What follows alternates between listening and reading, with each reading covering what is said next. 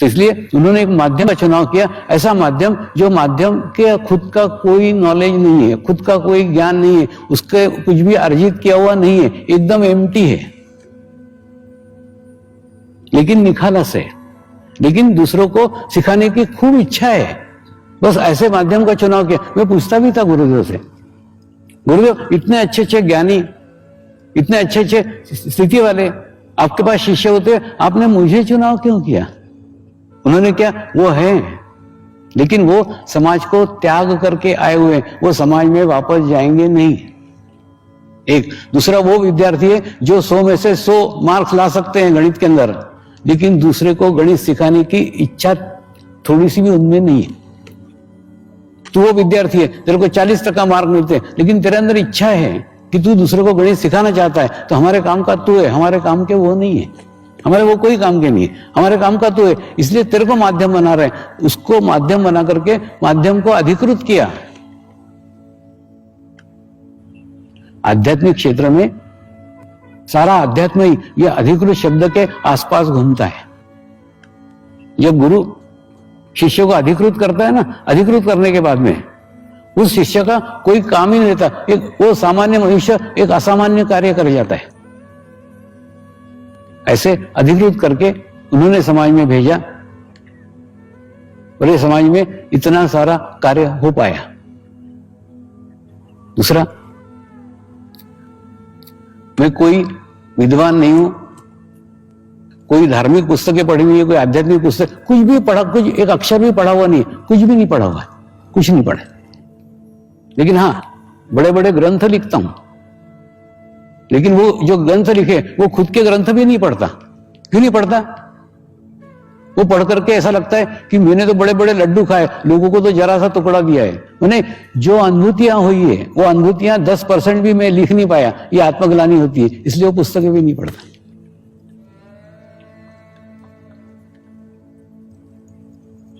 हमको पुस्तकीय ज्ञान है, हमको पुस्तकीय नॉलेज है। आज से 20 साल पहले जब मैं मुंबई में आया था तो इतने मैदान भर शिविर नहीं होते थे, छोटे से शिविर, 10 लोगों का शिविर, 20 लोगों का शिविर, एकदम छोटे छोटे शिविर होते थे। उस शिविर के अंदर एक डॉक्टर साहब आते थे, काफी ज्ञानी थे, काफी विद्वान थे, और 30 साल से उन्होंने ध्यान के ऊपर पुस्तकें लिखी हुई थी। और हर शिविर में आते थे, फिर कुछ तो मैं बोलता था, फिर बोलते स्वामी जी आपने तो ये शिविर में ये बोला था और वो ग्रंथ में तो ये लिखा हुआ है, वो कोई ग्रंथ के दाखले देते थे। मैं उनको बोलता था ग्रंथ वगैरह मैंने पढ़े नहीं, मैंने कोई पुस्तकें पढ़ी नहीं। तो ऐसा बार बार होता था। फिर उनसे थोड़ी दोस्ती हो गई, उनका खूब इज्जत करता था, खूब रिस्पेक्ट करता था, खूब उम्र के थे वो। एक दिन मैंने उनको कहा डॉक्टर साहब एक रिक्वेस्ट है। बोले क्या? आप कल सुबह 6 बजे मेरे घर पे अंगूठा छाप बन करके आ सकते हो क्या? तो हंसने लग गए, ऐसा क्यों बोल रहे हो? मैंने बोला आओ, फिर मैं बताता हूं। तो दूसरे दिन सवेरे 6 बजे वो मेरे घर पे आए, और जब आए तब मैं ध्यान करते बैठा हुआ था, और जैसे ही ध्यान करते बैठा था उनका भी ध्यान लग गया, और उनका 1.25 घंटे तक ध्यान लगा। और 1.25 घंटे बाद में जब उठे बोले स्वामी जी 30 साल से ध्यान के ऊपर पुस्तक लिख रहा हूं, इतना अच्छा ध्यान, इतना गहरा ध्यान आज तक कभी जीवन में नहीं लगा। क्यों? मैंने उनको कहा आज आप पुस्तकों का ज्ञान छोड़ करके आए हैं, आप कार लेके आए, कार से घुस गए कि मेरे घर में? नहीं, कार बाहर खड़ी करी और धीरे धीरे पैदल धीरे धीरे अंदर आए हैं। ठीक उसी प्रकार से पुस्तकों का ज्ञान आपको परमात्मा तक पहुंचा सकता है, परमात्मा की अनुभूति कभी नहीं करा सकता। पुस्तकें निर्जीव है, तुम सजीव हो, निर्जीव पुस्तकें सजीव कैसी अनुभूति करा सकते? हो ही नहीं सकता। आज आप पुस्तकों का ज्ञान छोड़ करके आए हो, सारा नॉलेज छोड़ करके आए हो, खाली होकर के आए हो, एम्प्टी होकर के आए हो, अंगूठा छाप बन करके आए हो, छोटे बच्चे बन करके आए हो। तो ग्रहण करने की क्षमता, आपकी गुणग्राहकता, आपकी रिसीविंग कई गुना बढ़ गई है। रोज पुस्तकें रोज आड़े आती थी, ये ग्रंथ में तो ये लिखा है, ये ग्रंथ में तो ये लिखा है। आज वो कुछ भी नहीं था। तो पुस्तकों के द्वारा परमात्मा तक पहुंच सकते हैं, परमात्मा की अनुभूति कभी नहीं कर सकते। इसलिए आपको भी रिक्वेस्ट है, आप आपके जीवन में जितनी आध्यात्मिक पुस्तकें पढ़िए, जितनी धार्मिक पुस्तकें पढ़ी, सब छोड़ करके आओ। 8 दिन में बिल्कुल किसी से किसी का कंपैरिजन मत करो। मैंने पुस्तक पढ़ी नहीं, 8 दिन में आपको लाखों पुस्तकें पढ़िए जीवंत, उनके अनुभव सुनाऊंगा। मेरे पास कोई पुस्तक का ज्ञान नहीं है, तो पुस्तक ज्ञान कृपया इसमें मिक्स मत करो। अब भी खाली होके आओ, छोटे बच्चे बन करके आओ, नन्हे बच्चे बन करके आओ, तो ग्रहण कर पाओगे, तो ले पाओगे।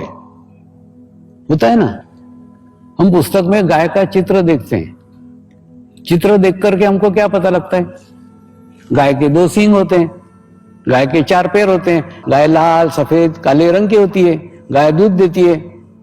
सब जानकारी गाय के बारे में हमको पुस्तक से मिल सकती है। लेकिन दूध पीने की इच्छा हुई तो पुस्तक की गाय दूध देगी क्या?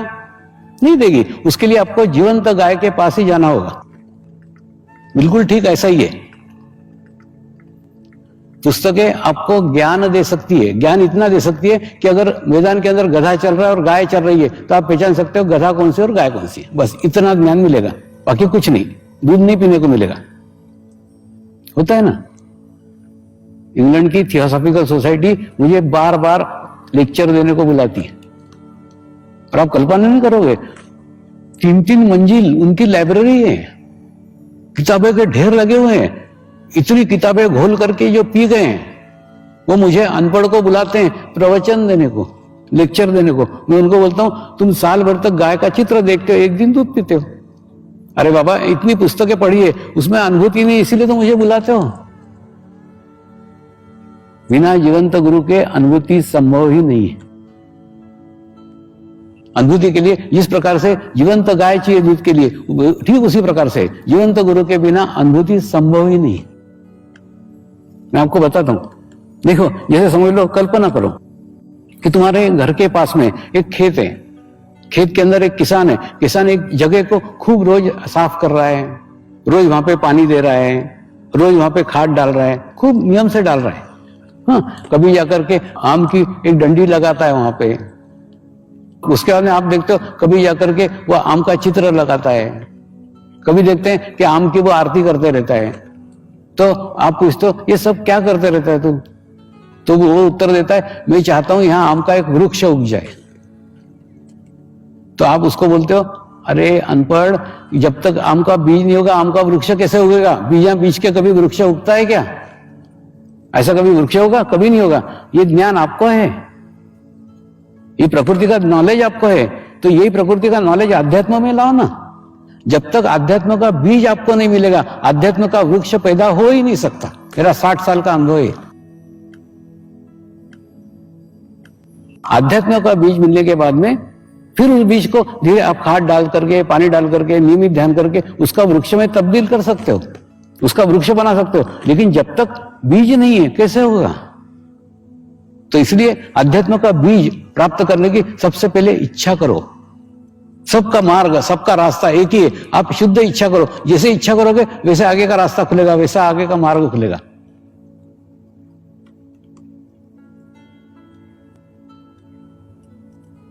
मेरे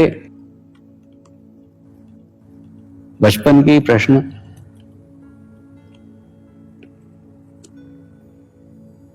जो आज भी 60 साल के बाद